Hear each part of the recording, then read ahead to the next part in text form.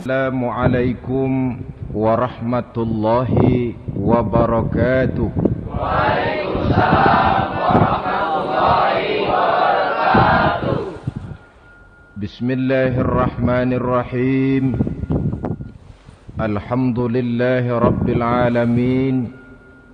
Wassalatu wassalamu ala ashrafil anbiya'i wal mursalin, Sayyidina wa maulana Muhammadin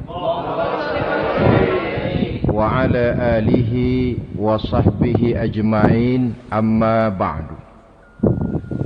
Saudara-saudara hadirin, ma'asyiral muslimin rahimakumullah. Salah satu dari rukun iman yang 6 mengajarkan kepada kita untuk beriman dengan adanya hari akhirat.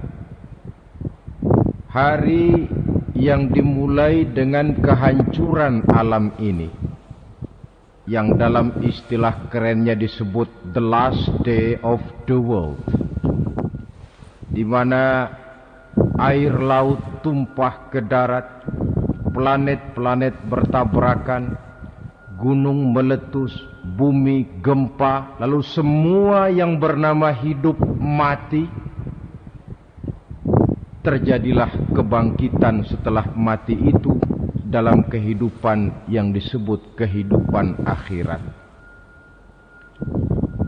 Pada kehidupan akhirat itu Allah jelaskan dalam surah Abasa ayat 34, Yauma yafirrul mar'u min akhihi wa ummihi wa abihi wa sahibatihi wa banihi likulli imri'in minhum yawma idzin sya'nun yughnih. Hari di mana setiap orang akan lari dari saudaranya, dari ibunya dan bapaknya, dari istrinya dan anak-anaknya. Setiap orang pada hari itu disibukkan oleh persoalannya sendiri-sendiri. Sehingga sangat boleh jadi hari itu orang tua tidak lagi sempat memikirkan anaknya. Seorang suami tidak lagi sempat memikirkan istrinya. Seorang teman pun tidak akan sempat memikirkan teman. Tiap orang sibuk dengan persoalannya sendiri-sendiri untuk mempertanggungjawabkan kegiatan hidupnya ketika di dunia ini. Dalam keadaan semacam itu, di mana orang disibukkan dengan persoalannya masing-masing, ada 7 golongan manusia yang mereka tenang-tenang saja.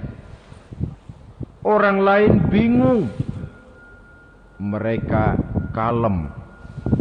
Orang lain kepanasan, mereka mendapat keteduhan. Siapa mereka? Inilah yang akan kita jadikan pembicaraan pada pertemuan kita kali ini.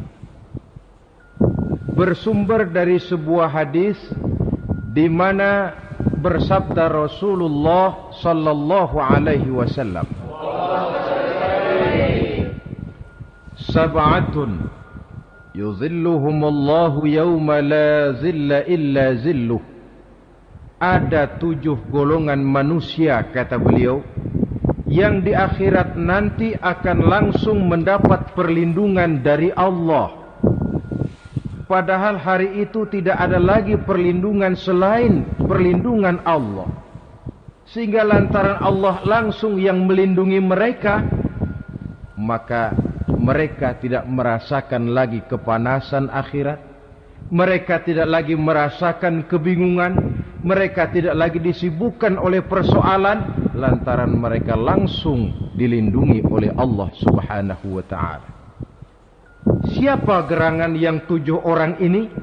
Marilah kita lihat satu persatu dengan harapan mudah-mudahan kita termasuk salah satu di dalamnya. Amin ya rabbal alamin.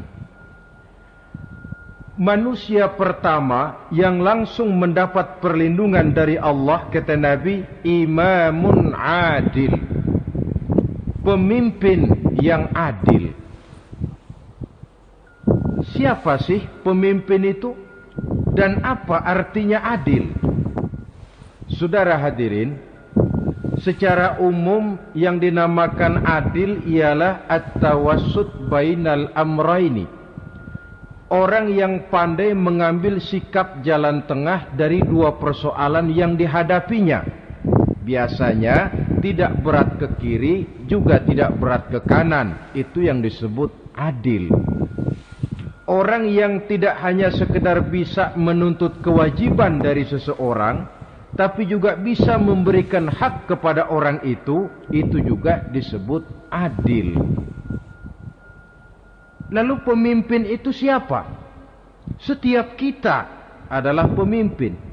Yang besar kecilnya kepemimpinan kita bergantung kepada apa yang kita pimpin. Dan sudah barang tentu bahwa setiap pemimpin akan dimintakan pertanggungan jawab dari apa yang dipimpinnya. Seorang pemimpin yang adil, dia menaungi orang-orang yang dipimpinnya dalam kehidupan di dunia ini. Pantas kalau di akhirat nanti Allah langsung menaungi mereka. Oleh karena itu, pemimpin merupakan suatu amanah. Jabatan di samping dia merupakan amanah juga merupakan nikmat. Dan nikmat itu akan bergantung kepada pandai atau tidak kita mensyukurinya. Beberapa contoh dalam sejarah bisa kita lihat. Seorang bernama Umar bin Abdul Aziz. Pada saat beliau secara aklamasi dipilih menjadi pemimpin, menjadi presiden, ucapan yang pertama keluar dari mulutnya, inna lillahi wa inna ilaihi raji'un. Coba bayangkan ini. Dipilih jadi pemimpin, diangkat jadi presiden, bukan alhamdulillah, malah inna lillahi wa inna ilaihi raji'un. Kenapa? Dia anggap jabatan itu adalah amanah. Menyia-nyiakan amanah berarti khianat. Dan khianat ini adalah dosa besar. Pantaslah kalau Allah subhanahu wa ta'ala memperingatkan, nikmat bisa saja berubah menjadi azab kalau kita tidak pandai mensyukurinya. La in syakartum la azidannakum wa la in kafartum inna azabi lasyadid. Kalau kamu pandai bersyukur, aku tambah nikmat. Tapi kalau kamu tidak pandai bersyukur, kamu ingkar, kamu lupakan nikmat Allah, awas, azabku amat pedih, kata Allah. Jadi berdasarkan logika dari ayat ini bisa kita katakan orang kaya. Ada orang kaya enggak di sini? Ada orang kaya enggak? Yang kaya tolong dengerin. Orang kaya itu bisa masuk surga karena hartanya. Pun orang kaya banyak yang masuk neraka juga gara-gara hartanya. Tergantung syukur apa tidak syukur. Orang alim. Ada yang alim di sini? Ada. Tolong dengerin orang alim. Yang ustadz, yang kiai. Orang alim bisa saja masuk surga karena ilmunya. Dan orang alim pun bisa masuk neraka karena ilmunya. Pejabat. Ada pejabat? Ya. Pejabat itu bisa masuk surga karena jabatannya. Pun pejabat itu bisa masuk neraka karena jabatannya. Bergantung syukur apa tidak.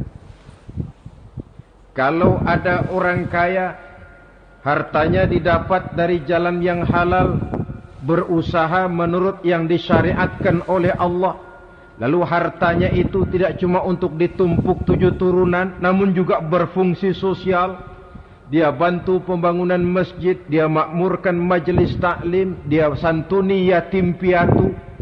Orang kaya macam itu dengan hartanya, insya Allah bisa sampai ke surga. Tapi kalau ada orang kaya, hartanya didapat dari segala macam cara, asal harta tercapai segala cara halal. perlu jilat atas, perlu injak bawah, perlu sikut kiri kanan. Setelah dapat harta lalu pelitnya 17 setan. Tidak mau zakat, infak, apatah lagi sodako. Orang kaya macam itu dengan hartanya bisa masuk neraka. Na'udzubillah min. Ada orang alim, dengan ilmunya dia bimbing umat. Dia katakan yang halal itu halal, yang haram itu haram. Dia katakan yang hak itu adalah hak, yang batil adalah batil. Dia tidak peduli apapun resikonya. Orang alim semacam itu dengan ilmunya bisa sampai ke surga. Tapi kalau ada orang alim, dengan ilmunya dia malah membodoh-bodohi orang yang memang sudah bodoh. Yang halal dibilang haram, yang haram dibikin remeng-remeng. Menjadi penjilat ke sana kemari. Orang alim semacam itu bisa masuk neraka karena ilmunya.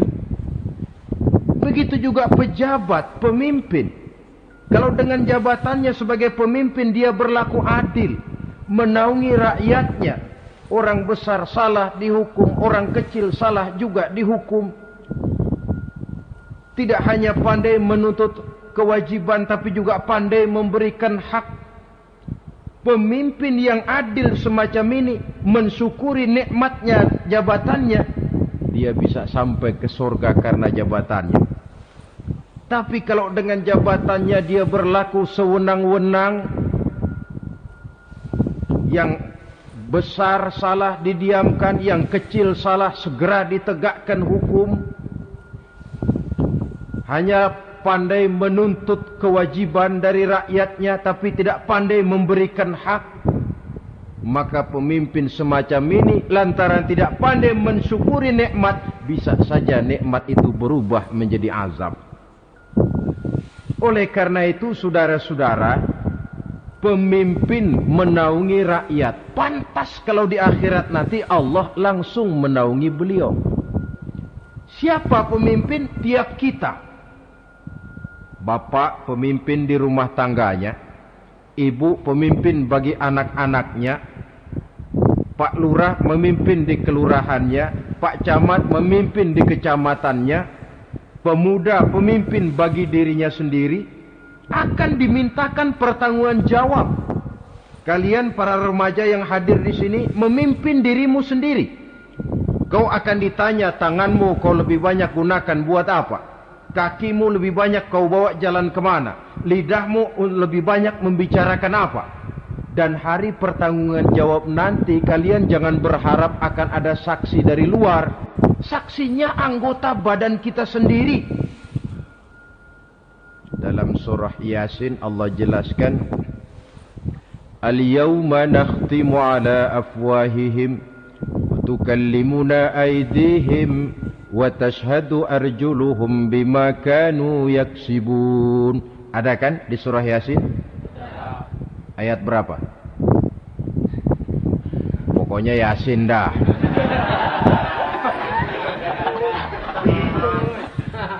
Daripada repot-repot, pokoknya Yasin gitu aja biar urusan lancar. Al-yawma nakhtimu ala afwahihim. Pada hari itu kami kunci mulut mereka. Jadi tidak pandai lagi mulut ini bicara. Wa tukallimuna aydihim, tangan-tangan mereka yang akan bicara kepada kami. Wa tashhadu arjuluhum, kaki mereka akan memberikan kesaksian.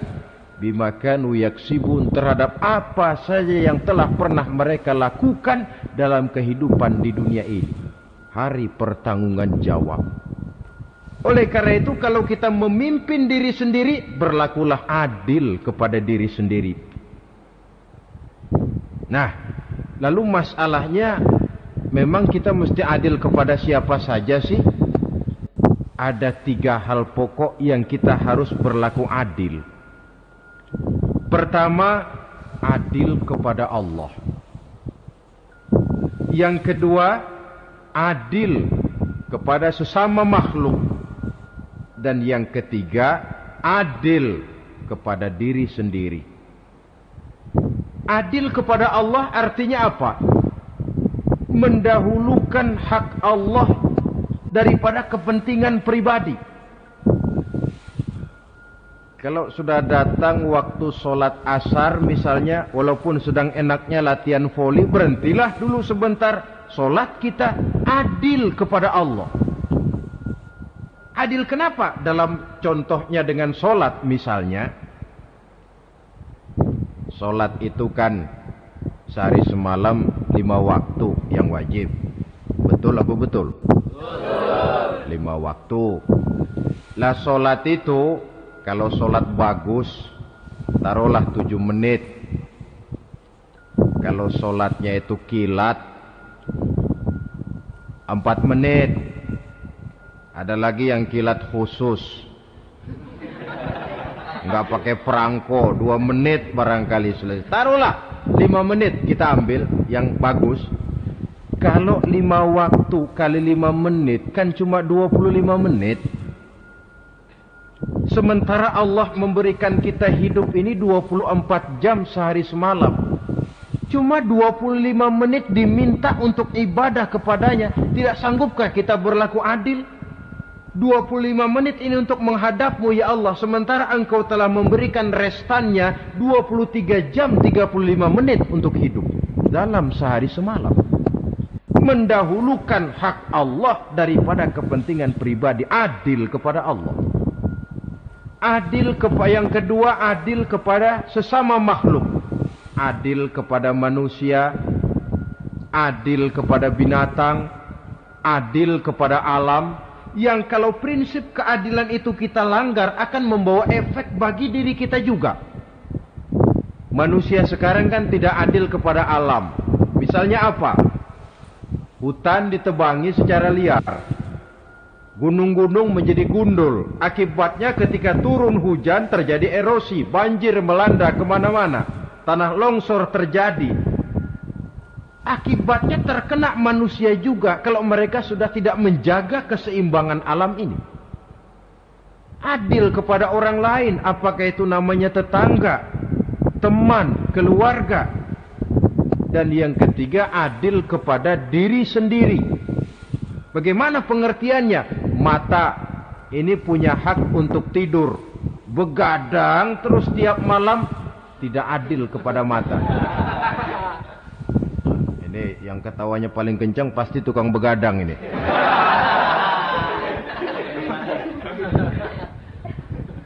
Perut ini punya hak untuk tidur. Puasa saja siang malam, mengurangi hak perut. Adil kepada diri sendiri.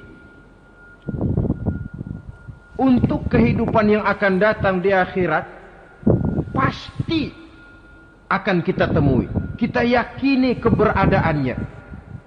Yang oleh karena itu, kalau kebetulan kita ini adalah pemimpin, sekurang-kurangnya pemimpin bagi diri sendiri, marilah kita berusaha menjadi pemimpin yang adil. Supaya nanti di akhirat, Allah subhanahu wa ta'ala memberikan perlindungan langsung kepada kita. Amin. Ya Rabbal Alamin. Ini yang pertama.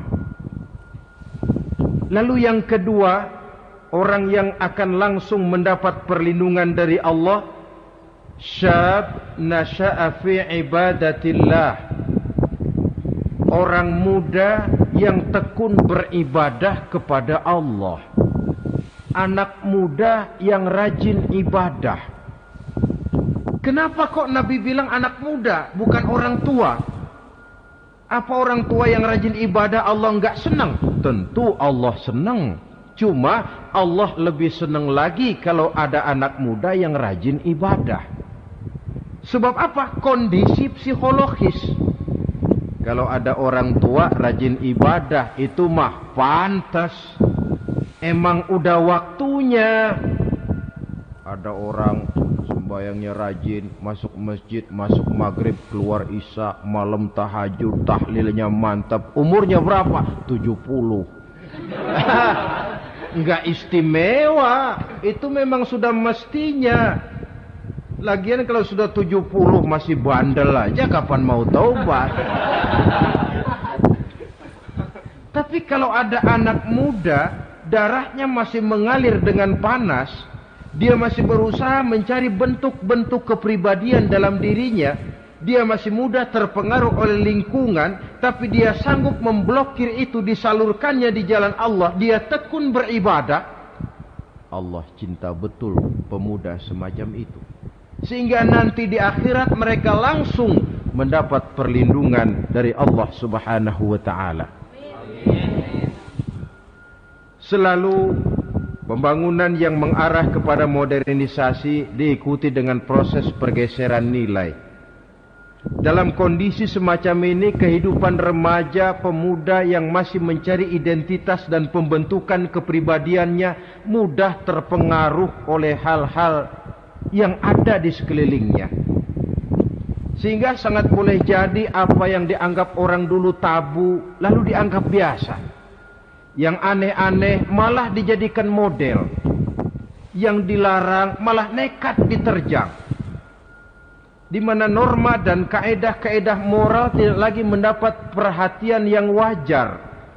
Dalam kondisi semacam ini terjadilah proses peluncuran moral. Dan hampir di mana-mana kehancuran suatu bangsa dimulai dengan kehancuran moral daripada generasi mudanya. Oleh karena itu pemuda yang tekun ibadah ini sangat positif dampaknya dalam kerangka pembangunan umat. Pak, ibadah itu apa sih? Kalau jadi pemuda yang tekun ibadah, apa kemana-mana mesti bawa tasbih? Mungkin. Apa mesti pakai peci terus? Boleh jadi. Apa kemana-mana mesti pakai kain sarung? Ya tidak juga. Ibadah kan artiannya luas. Segala perbuatan yang diperintah dan karenanya bertujuan mencapai ridho Allah, itu bernama ibadah. Kalian remaja berangkat menuntut ilmu, pergi pagi pulang siang, membekali diri menuntut ilmu, itu ibadah. Kalian pulang ke rumah, ibu bapak memerintah taat kepada orang tua, ibadah. Membersihkan lingkungan, ibadah. Bahkan jaga di waktu malam pun kalau untuk dengan niat bismillah, saya jaga malam ini untuk ketenangan rakyat supaya mereka tekun dan tenang melaksanakan ibadah, itu tercatat sebagai amal soleh yang bernilai ibadah. Jadi tidak cuma sekedar sujud, tidak cuma sekedar baca Quran, seluruh aspek kehidupan manusia yang diperintah Allah dan yang bertujuan mencari ridho Allah, itu bernilai ibadah. Pemuda yang tekun melaksanakan ibadah kepada Allah. Apalagi terutama adik-adik remaja yang hadir pada kesempatan ini, masa muda itu masa yang paling indah memang. Sampai orang Kulon bilang, there is not delightful memorize. Iya, barat itu kan Kulon. Saya lebih senang pakai orang Kulon saja. There is not delightful memorize and then the youth moment. Bahwa tidak ada masa yang lebih indah selain masa muda. Tapi masa muda yang katanya indah itu sebentar. Sebentar sekali. Kalau kita tidak pandai memanfaatkannya dengan sebaik-baiknya, boleh jadi dia akan hilang tanpa sesuatu yang ada artinya buat hari depan. Dan hari depan itu sebagian besar ditentukan oleh masa muda sekarang ini. Karena itu kepada yang muda saya berpesan, pergunakanlah masa muda itu dalam ketekunan beribadah kepada Allah. Ibadah dalam artian yang seluas-luasnya. Jangan seperti pepatah orang itu. Kelapa muda katanya kupas-kupasin, kelapa tua tinggal batoknya. Selagi muda puas-puasin, udah tua tinggal bongkoknya. Iyalah, kalau dipuas-puasin dalam arti yang positif, boleh. Mumpung masih muda, puas-puasin nuntut ilmu. Mumpung masih muda, puas-puasin ibadah. Mumpung masih muda, puas-puasin berbakti kepada kedua orang tua. Puas-puasin dalam artian yang positif, tentu saja bagus. Tapi kalau puas-puasin dalam arti menghambur umur untuk sesuatu yang mubazir, bergadang di pinggir-pinggir jalan, lalu mulai berkenalan dengan morfin, narkotik, ganja, terperangkap oleh budaya-budaya modern yang menyesatkan, terpancing oleh model-model baru yang kelihatannya menarik tapi sebenarnya tidak bermanfaat. Entah pada akhirnya akan mendatangkan penyesalan kepada kita saja. Coba, belakangan ini saya dengar di Jakarta akan ada satu festival yang disebut Festival Ngeceng.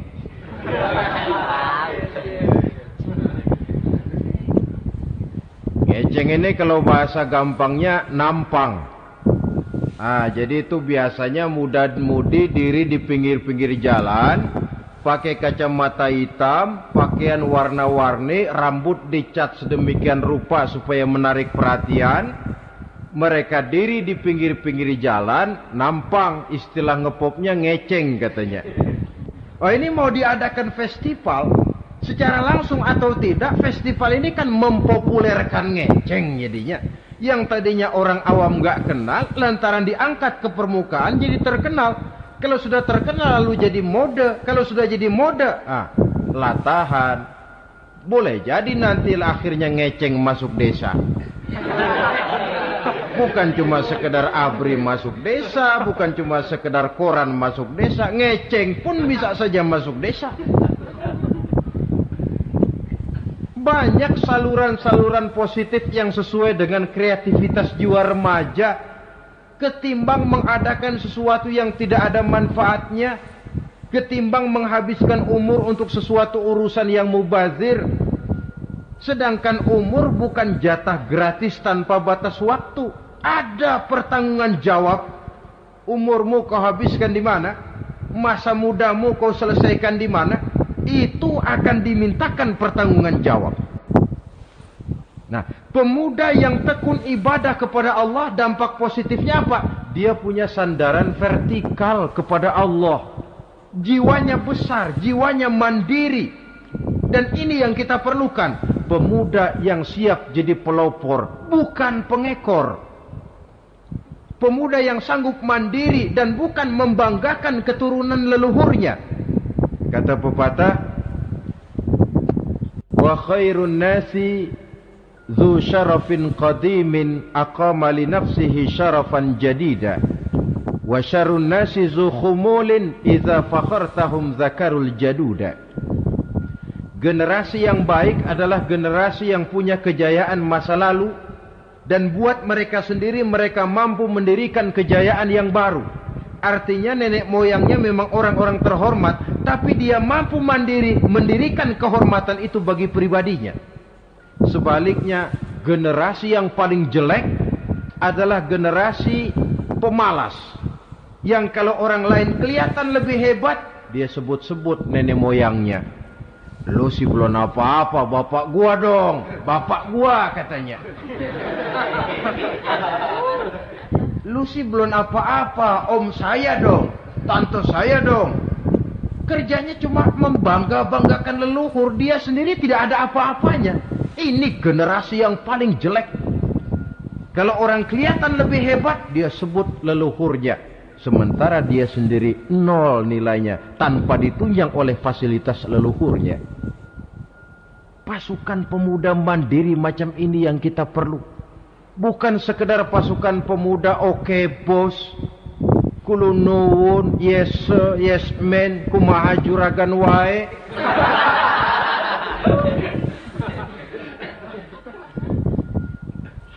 Dan terus terang kita miskin dengan pemuda yang mandiri, yang punya kepribadian, yang berani berkata ya terhadap yang benar, dan berani berkata tidak terhadap yang tidak benar. Dari mana ini didapat? Sandaran vertikal dalam bentuk ibadah kepada Allah akan memantapkan jiwa, membersihkan hati, sehingga dia akan berfungsi seperti radar. Sandaran vertikalnya cuma kepada Allah. Inilah dampak positifnya. Karena itu tentu saja kita berharap sekurang-kurangnya pemuda-pemudi yang hadir pada kesempatan ini, menjadilah pemuda-pemudi yang tekun beribadah kepada Allah. Amin. Amin. Nah, baiklah ya, itu tadi yang kedua. Kita lanjutkan sekarang yang ketiga. Orang yang akan langsung mendapat perlindungan dari Allah, kata Nabi, rajulun qalbuhu mu'allakun bil masjid. Seseorang yang hatinya selalu terpaut kepada masjid. Apa arti terpaut kepada masjid ini? Apa orang yang enggak pernah keluar-keluar dari masjid? Tentu saja bukan. Apa gunanya di dalam masjid terus kalau kerjanya cuma tidur doang? Maksud terpaut kepada masjid ini, hatinya selalu berpikir bagaimana memakmurkan masjid. Jasadnya boleh saja ada di kantor, boleh saja ada di pasar, boleh ada di sawah, boleh ada di ladang. Tetapi hasil daripada usahanya, dia lalu berpikir bagaimana memakmurkan masjid. Sebab apa? Masjid merupakan center of activity, pusat daripada kegiatan umat. Kalau kita lihat fungsi masjid di zaman Rasul, di masjid beliau berdakwah, di masjid beliau mengatur negara, di masjid beliau mengadakan perundingan, di masjid beliau bermusyawarah dengan para sahabat. Pusat daripada kegiatan umat. Dan memakmurkan masjid ini dasarnya tidak lain karena iman kepada Allah. Prinsipnya bagaimana kita menghidupkan masjid dan bukan mencari hidup di masjid. Kalau sudah prinsipnya dibalik, bukan menghidupkan masjid tetapi mencari hidup di masjid, saya khawatir masjid akan ambruk. Nyatanya kadang-kadang masjid kita ini fungsinya belum maksimal. Kadang-kadang ada kok masjid yang bukanya cuma seminggu sekali. Jumat pagi jam 9 masjid buka, Jumat jam 2 tutup, buka-buka lagi Jumat depan. Seminggu sekali. Kelemahan lainnya manajemen masjid, terus terang sajalah kita bicara. Kadang-kadang pengelolaannya, ketua masjid bapaknya, khatib mantunya, sekretaris ponakannya, imam Bilal cucunya. Kagak ada orang lainnya. Ya kalau bagus kepengurusannya tidak apalah. Tapi kadang-kadang kelemahannya ialah bagaimana menciptakan manajemen masjid yang baik sehingga masjid bisa berfungsi sebagaimana fungsinya di zaman Rasulullah sallallahu alaihi wasallam. Apalagi belakangan ini ada kecenderungan yang membuat kita optimis, gembira. Remaja, pemuda, pemudi mulai gemar datang ke masjid. Berkumpul membentuk remaja masjid, remaja musola, mengadakan kegiatan majelis taklim yang mingguan, yang bulanan, aksi sosial yang semuanya bermuara dari kehidupan masjid. Sesuatu yang menggembirakan. Dan sudah sepatutnya para pengelola masjid membuka pintu untuk bisa mengatur masjid menurut manajemen yang diharapkan oleh umat. Karena bagaimanapun di masjid dua jalur komunikasi, bahasa kerennya two-way traffic communication, itu bisa kita laksanakan, yaitu hablum minallah wa hablum minan nas. Berhubungan kepada Allah dan berhubungan kepada sesama manusia bisa terlaksana di masjid. Berhubungan dengan Allah jelas saja lewat solat misalnya. Berhubungan dengan sesama manusia jelas saja lewat musyawarah, lewat majelis taklim, lewat kegiatan-kegiatan yang mensyiarkan agama. Dan begitu selanjutnya. Saudara hadirin yang saya hormati, memakmurkan masjid sebagai rumah Allah. Sebab dalam hadis kursi Allah katakan, inna buyuti fil ardi al masajid wa inna zuwari fiha ummaruha rumahku di permukaan bumi adalah masjid-masjid, kata Allah. Dan orang-orang yang memakmurkan masjid, orang yang datang ke masjid adalah tetamuku. Kalau Allah memerintahkan kita menghormati tamu, tentu Allah lebih tahu bagaimana menghormati tamunya sendiri. Allah mengajarkan kita, hormatilah tamumu. Sekarang kita yang menjadi tamunya Allah dengan datang ke masjid, dengan memakmurkan masjid, Allah lebih tahu menghormati tamunya. Ini yang ketiga. Yang keempat, hadirin, orang yang langsung mendapat perlindungan dari Allah itu rajulani tahabba fillahi ijtama'a alaihi wa tafarraqa alaihi.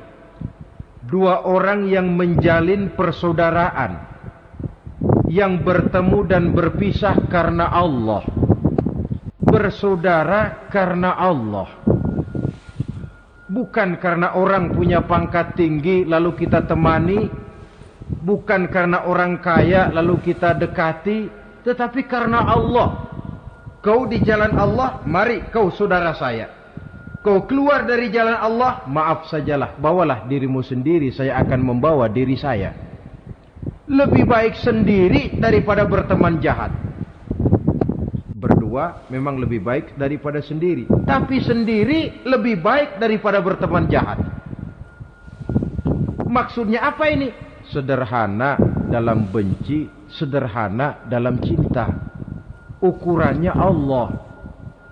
Al-Quran mengisyaratkan wa asa an tuhibbu syai'an wa huwa syarrul lakum wa asa an takrahu syai'an wa huwa khairul lakum.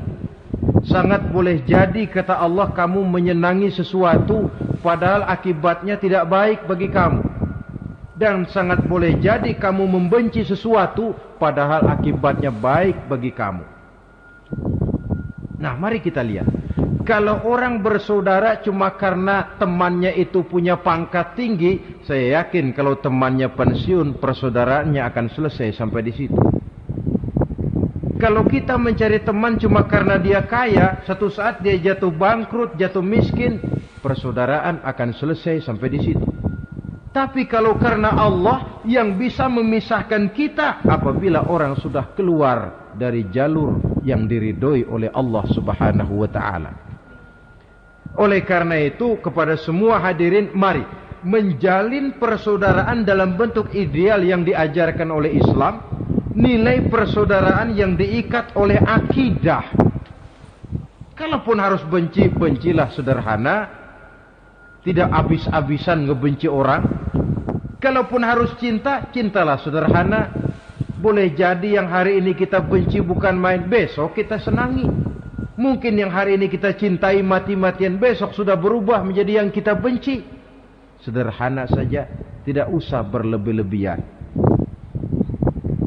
Kalau nilai persaudaraan yang diajarkan ini bisa kita wujudkan, persaudaraan yang diikat dengan nilai akidah, maka dari persaudaraan semacam itu, insya Allah kita bisa berbuat banyak untuk kepentingan diri, keluarga, masyarakat kita pada umumnya.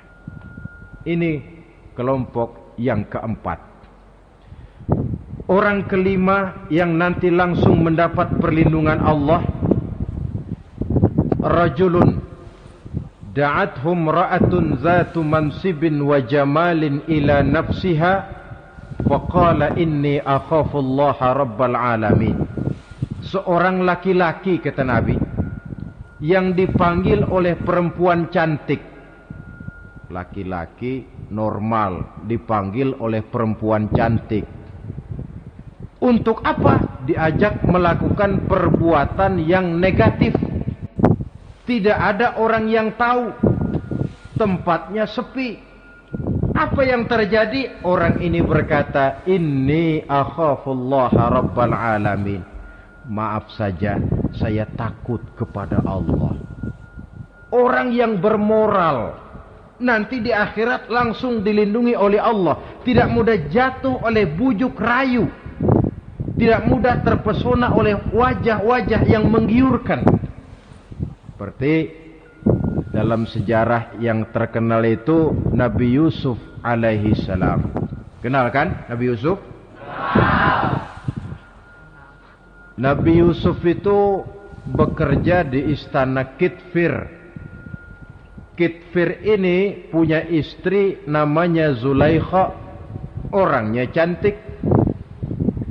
Diam-diam Zulaikha ini rupanya naksir sama Yusuf. Satu hari suaminya tidak ada di rumah, pintu dikunci-kunciin. Setelah pintu semua terkunci, dia panggil Nabi Yusuf, "Hai Talak, Yusuf, sini." Kata Yusuf, "Mau ngapain?" "Pokoknya sini." "Iya, mau ngapain?" "Iya, kayak orang-orang, ngapain sih?"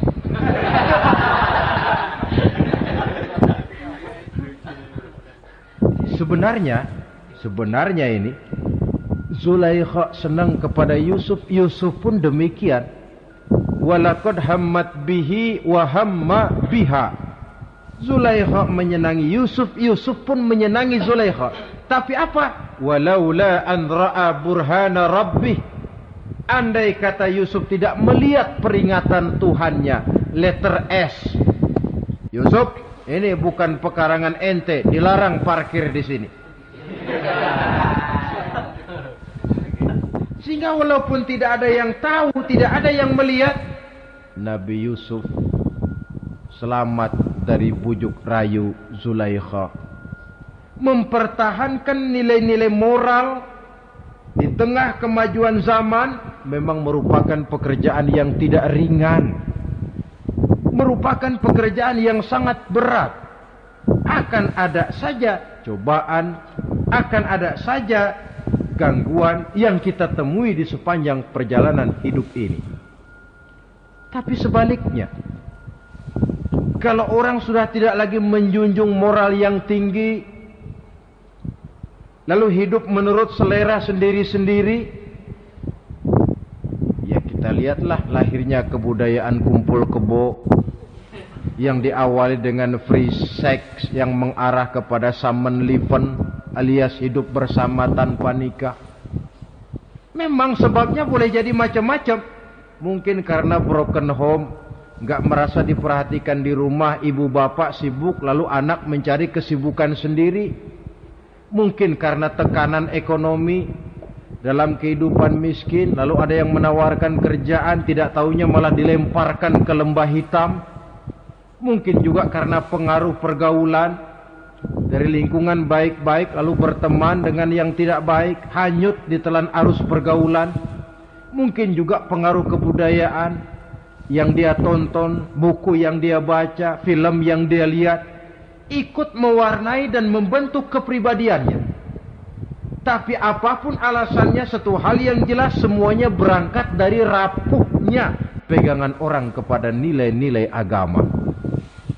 Sebab sumber nilai moral yang tertinggi tidak lain agama adanya. Intinya apa? Intinya tidak lain, orang yang beragama itu meyakini bahwa kemanapun dia pergi, dimanapun dia berada, Allah selalu melihat yang dia lakukan. An ta'budallaha ka'annaka tarahu wa illam takun tarahu fa innahu yaraka. Begitu yang kita pelajari dalam ihsan. Engkau beribadah kepada Allah seolah-olah kau lihat Allah. Kalaupun Allah tidak kau lihat, yakinlah Allah melihatmu. Jadi kalau saya sendiri, yang kedua itu Allah. Dibujuk rayu oleh cewek cakep, ayo dah bang, gak ada orang, kita cuma berdua. Dia bilang enggak, kita enggak berdua, bertiga. Berdua bang, bertiga. Yang ketiga siapa? Lu, gue, Allah, tiga.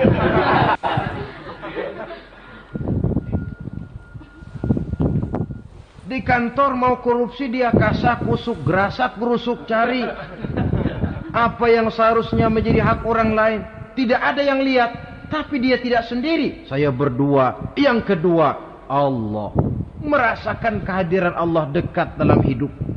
Nilai moral semacam ini menyelamatkan masyarakat. Pantas kalau orang semacam ini di akhirat nanti langsung mendapat perlindungan dari Allah Subhanahu wa ta'ala. Karena itu terutama adik-adik remaja yang hadir, sebenarnya yang paling mahal dalam hidupmu adalah harga dirimu. Kalau itu sudah terjual dan tergadai, apalagi yang bisa kau banggakan dalam hidup ini? Titel yang berenteng barangkali, harta yang banyak, mobil yang serba berkilat barangkali.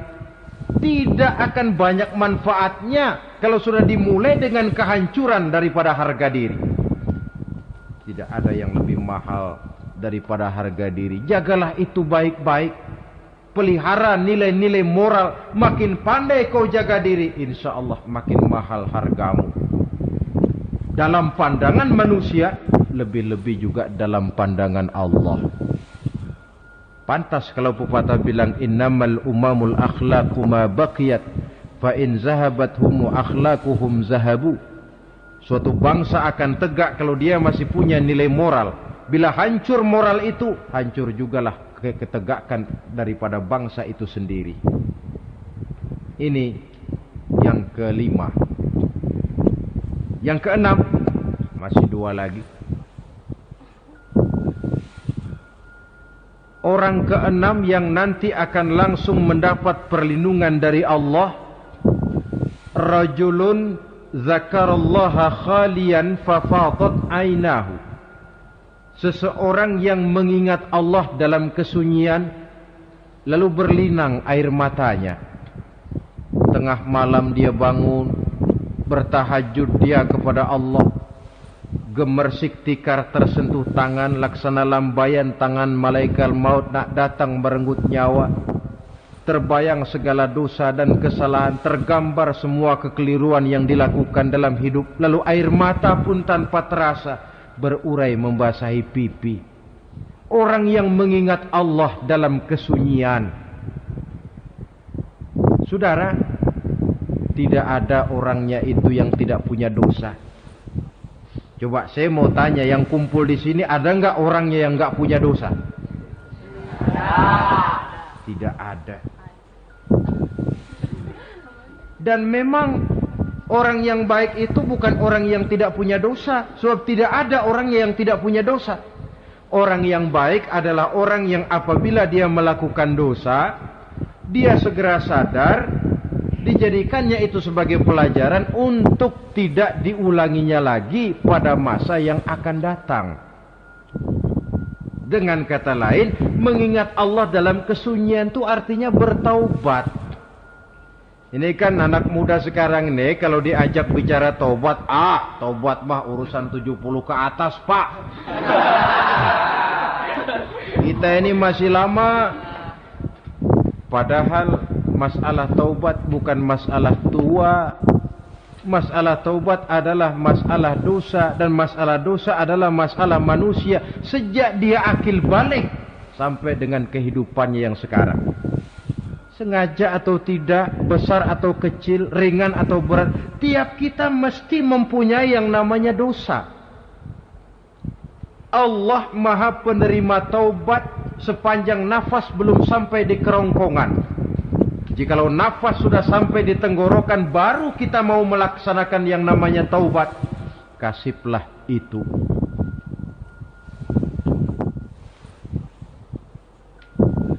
Para ulama mengatakan, la saghair ma'al istimrar wala kabair ma'al istighfar. Tidak ada dosa kecil kalau ditumpuk terus, dan tidak ada dosa besar kalau diikuti dengan istighfar, permohonan ampun kepada Allah. Jadi jangan menganggap ini dosa kecil, ini dosa kecil, ditumpuk-tumpuk lah jadi gede juga. Tidak ada dosa yang kecil kalau dikerjakan terus-menerus, dan tidak ada dosa yang besar kalau diiringi dengan istighfar. Dalam kehidupan ini, apabila dosa sudah bertumpuk, maksiat merajalela, munkarat menjadi jadi, Allah tidak akan segan-segan menurunkan azab. Azabnya itu bisa dalam bentuk bencana alam, banjir namanya, kebakaran merajalela namanya, gempa bumi namanya, bendungan pecah namanya, reaktor atom bocor namanya. Namanya boleh jadi macam-macam. Sebab apa? Al-Quran memberikan jaminan, wa ma kana Allahu liyu'adzibahum wa hum yastaghfirun. Allah tidak akan menurunkan azab selama di tengah masyarakat manusia masih banyak orang yang istighfar kepada Allah. Jadi hakikatnya kita ini berhutang jasa kepada orang yang rajin sujud, rajin mohon ampun kepada Allah. Lantaran mereka barangkali azab tidak diturunkan oleh Allah. Kalau melihat banyaknya sudah munkarat dan maksiat, mengingat Allah dalam kesunyian, tengah malam, waktu yang mustajabah, terutama sepertiga malam yang akhir, situasinya lain. Gak percaya boleh coba lah, nyoba kan gak bayar. Coba kalian bangun tengah malam, tahajud, kalian akan menemukan satu suasana yang lain daripada misalnya kalau kalian sembahyang zuhur tengah hari panas terik di tengah banyak orang. Hati bergetar.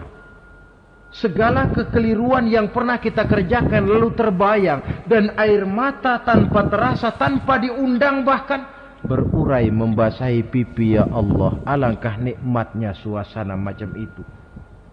Menciptakan perasaan dekat dengan Allah, terwujud kedamaian batin. Dan ini yang banyak dicari orang sekarang, yang kadang-kadang karena terlalu ingin mencari kedamaian lalu keliru jalan. Yang bertapa di gua-gua katanya nyepi dari kehidupan manusia, memencilkan diri dengan cara-cara yang mereka atur sendiri. Tidak macam itu. Quran punya resep. Ala inna bidzikrillahi tatmainnul qulub. Ketahuilah, dengan banyak mengingat Allah, hati menjadi tenang, jiwa menjadi lapang, pikiran menjadi damai. Ini resep Islam untuk mencapai ketenangan jiwa. Mengingat Allah dalam kesunyian. Saudara hadirin yang saya hormati, ini aspek daripada ibadah. Jadi dengan kata lain, masalah mengingat Allah dalam kesunyian, mengingat dosa, bukan urusan orang tua, tapi masalah manusia. Siapapun adanya, sejak dia akil balik, mesti entah kecil besar, entah sedikit entah banyak, ada kesalahan yang dilakukannya. Karena itu, kalau kita masih diberikan kesempatan untuk hidup, artinya Allah masih memberikan kesempatan kepada kita untuk memperbaiki diri. Nanti kalau sudah sangkakala ditiup, alam hancur seperti yang saya jelaskan di awal tadi, sudah tidak sempat lagi, yang tinggal menyesal. Ada yang meratap lalu berkata, ya laitani kuntu turaba. Dalam Quran, aduh, andai kata kita bisa balik jadi tanah aja dah dulunya, jangan jadi orang. Kalau dulu kita tetap jadi tanah mah nggak tanggung jawab apa-apa. Dijadiin orang sekarang mesti tanggung jawab. Bagaimana ini? Bingung. Ada yang berkata, ma aghna anni maliyah halka anni sultaniyah. Ternyata harta yang saya bangga-banggakan tidak bawa manfaat hari ini. Ternyata jabatan yang pernah saya duduki malah merusak saya hari ini. Tinggal lagi penyesalan karena kelalaian memanfaatkan waktu hidup dalam kehidupan di dunia ini. Karena itu, pandai-pandailah membagi orientasi. Ada saatnya kita sibuk tenggelam dalam berbagai urusan dunia, lain saat tenggelam dalam kefanaan dan kesunyian, membekali diri untuk kehidupan akhirat nanti. Sebentar meninggalkan dunia, rekes kepada Allah, mi'raj, naik menghadap Allah, supaya terwujud keseimbangan untuk mencapai fid dunya hasanah wa fil akhirati, kebahagiaan dan kebaikan di dunia maupun di akhirat nanti. Inilah golongan yang keenam, orang yang langsung mendapat perlindungan Allah, yang mengingat Allah dalam kesunyian. Yang ketujuh, yang terakhir, orang yang langsung mendapat perlindungan dari Allah di akhirat nanti, rajulun tasaddaqa bi sadaqatin fa akhfaha hatta la ta'lama shimaluhu ma tunfiqu yaminuhu. Seseorang yang bersedekah lalu dia ikhlas dengan sedekahnya sehingga tangan kirinya tidak tahu apa yang diberikan oleh tangan kanannya. Orang yang pemurah, orang yang menyadari bahwa apapun yang dia punya dalam hidup ini cuma sekedar titipan. Fungsinya lalu seperti keran, menyimpan air tapi untuk disalurkan lagi kepada orang yang memang memerlukannya. Alangkah nikmatnya kalau Allah memberikan kepercayaan kepada kita untuk menjadi penyalur, distributor rezeki. Kalau kita ingat kemari, berpikir ke sini, kita tidak akan sayang lagi. Enak saja yang peras keringat banting tulang cari rezeki saya, sampean datang-datang mau minta. Loh, mungkin rezeki dia tapi lewat tangan kita. Satu kehormatan dari Allah kalau kita dijadikan seperti keran, menyimpan air tapi tidak untuk dirinya sendiri, disalurkannya kepada orang-orang yang memang memerlukannya.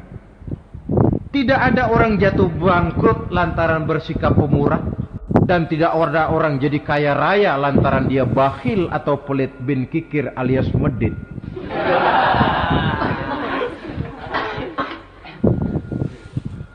Dalam kitab Riyadhus Shalihin kita baca tiap pagi ke alam ini turun 2 malaikat. Cuma kita nggak tahu.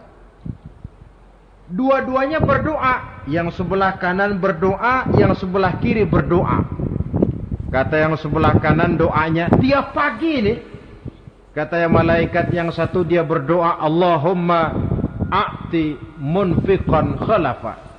Ya Allah, kepada orang-orang yang suka infak, kepada orang-orang yang suka memberi, kepada orang-orang yang pemurah, gantilah mereka dengan yang lebih baik dari apa yang telah mereka berikan. Lalu malaikat yang satu berdoa, Allahumma a'ti mumsikan talafa. Ya Allah, kepada orang-orang yang mumsik, bakhil, kikir, berilah mereka kerusakan dan kebinasaan di dalam harta mereka. Maka lihat sajalah, orang kaya tapi pelit, ada saja jalan yang kira-kira duitnya bakalan jadi keluar dan gak ada pahalanya.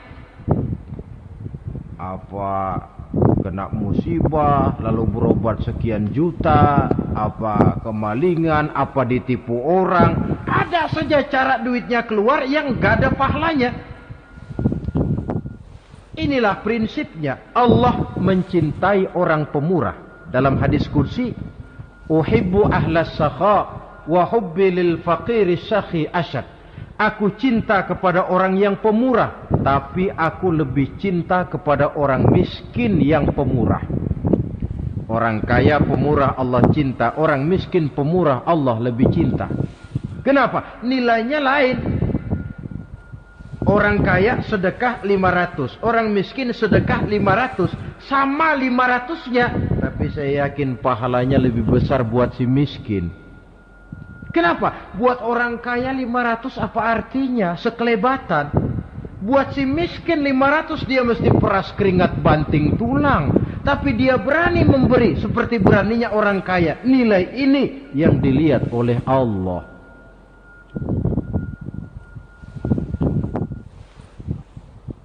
Islam mengakui hak milik pribadi, tapi harus berfungsi sosial.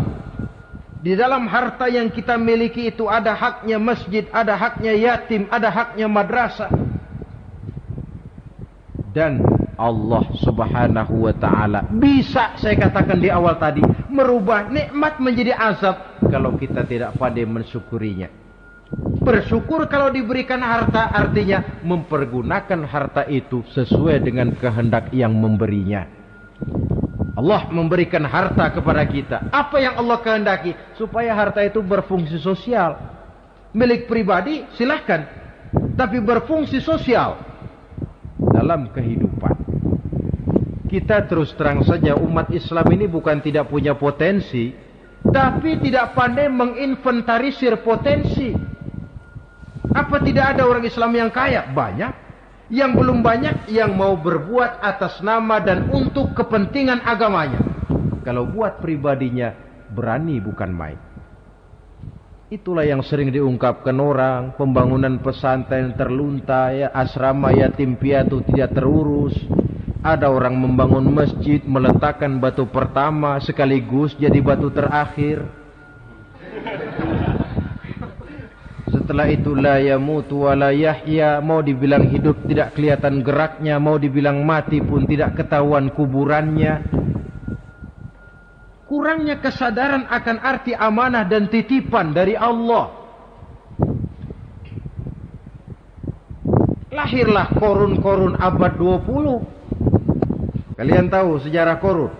Saking kayaknya korun, kunci gudang hartanya itu saja onta yang bawa. Itu baru kunci itu. Onta yang bawa. Ketika orang tanya, anna laka hadza ya korun, hartamu begini banyak dari mana kau dapat korun? Ya saya usaha, tidak ada hubungannya sama Tuhan katanya. Apa yang terjadi?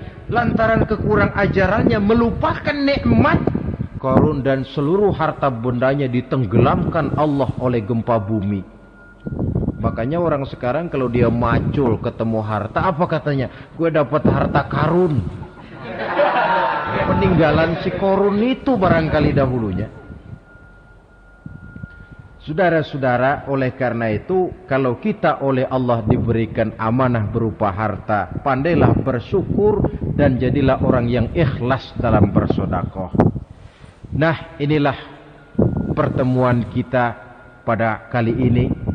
Walaupun singkat, mudah-mudahan sekali lagi kita termasuk salah satu di antara 7 golongan yang di akhirat nanti langsung mendapat perlindungan dari Allah. Amin. Terima kasih banyak atas segala perhatian. Mohon maaf atas segala kekurangan. Usikum wa nafsi bitaqwallah. Wassalamualaikum warahmatullahi wabarakatuh. Waalaikumsalam warahmatullahi wabarakatuh.